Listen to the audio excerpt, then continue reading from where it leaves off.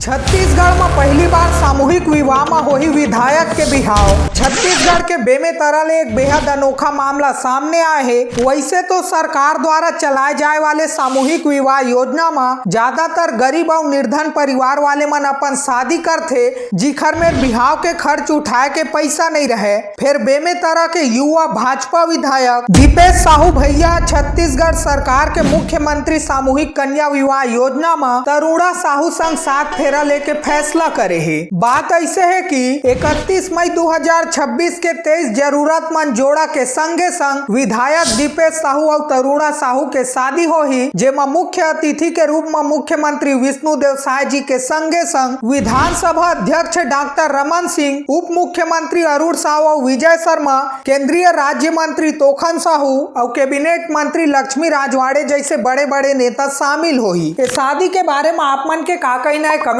में जरूर बताओ। और अगर हमार रील अच्छा लगी तो लाइक फॉलो शेयर घलो कर देहु।